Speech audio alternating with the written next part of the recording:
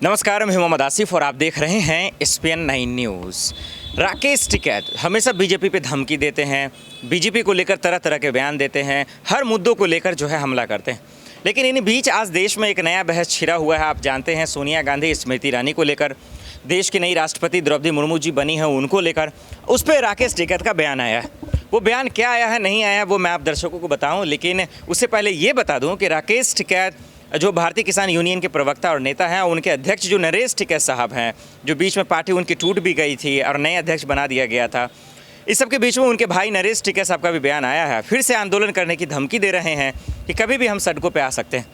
अब एक बात आप दर्शकों को मैं बता दूं, चाहे वो राकेश टिकैत हो या नरेश टिकैत साहब हो या किसान संगठन के कोई भी नेता हो या योगेंद्र यादव जी ही क्यों ना हो, ये सब सिर्फ और सिर्फ बीजेपी को धमकी दे रहे हैं। लेकिन दरअसल अब वो कुछ कर नहीं पाएंगे, ये बात तो सबको पता है, क्योंकि अगर वो करते तो अब तक कुछ कहते नहीं, अब वो सड़कों पे उतर आते। बहरहाल इन सब के बीच में अब जो स्मृति ईरानी सोनिया गांधी को लेकर बयान आया है, उसमें अब नेताओं के अलग अलग प्रतिक्रियाएं आने शुरू हो गए हैं और राकेश टिकैत की भी इसमें एंट्री हो गई है। वो कह रहे हैं कि दरअसल जो बयान स्मृति ईरानी के आए हैं वो दरअसल ये बौखलाहट इसलिए है क्योंकि आज बीजेपी तिलमिला गई है, क्योंकि बीजेपी से आज देश संभाला नहीं जा रहा है, अर्थव्यवस्था नहीं संभाली जा रही है, महंगाई नहीं संभाला जा रहा है। और जब महंगाई का नाम आ गया तो एक बात और आपको बता दूं आश्चर्य की, वो ये कि बीजेपी के सांसद हैं सुधांशु जी, वो कह रहे हैं कि 2014 से पहले तो सिलेंडर के दाम 1200 के आसपास थे और आज सोचिए कितने हैं। तो महंगाई पे तो हमने कंट्रोल किया है, हमने लगाम लगाया है।